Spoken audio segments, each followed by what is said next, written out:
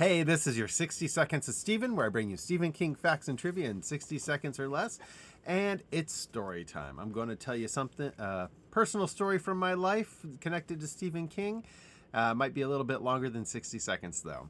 So, the very first book that I ever read of Stephen King was my mom's copy of Firestarter.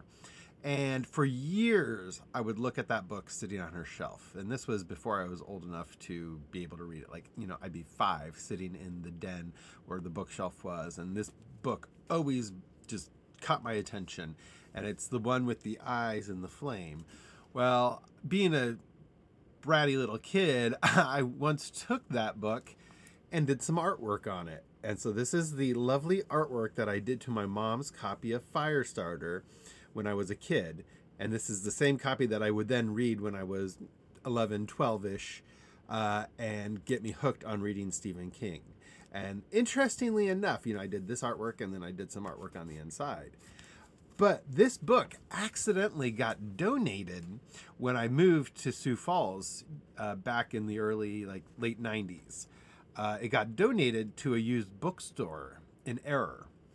And I was really upset about that. I had lost quite a few Stephen King books that I had in that accidental donation, including original first edition Wizards and Glass hardback set, the limited edition one. I had one of those that I bought brand new, steel sealed, and it got donated, and I was so sad about that. But anyway, randomly, I went to the same bookshop when I first donated and I realized what I'd done. I went there, already gone, nothing I could do. But years later, I went to the same bookshop, and it was S&S Books here in Sioux Falls, and you can see they put a sticker on it. And they happened to have somehow got the copy back. So whoever originally bought it after I donated it, they redonated it, and I wound up repurchasing it from them. So I was actually able to get my mom's copy of Firestarter back after it was actually donated. And we're talking, this was like 2 or 3 years later. So it took a while, but it eventually came home. And so I've kept it ever since, and I hang on to it as one of my prized possessions.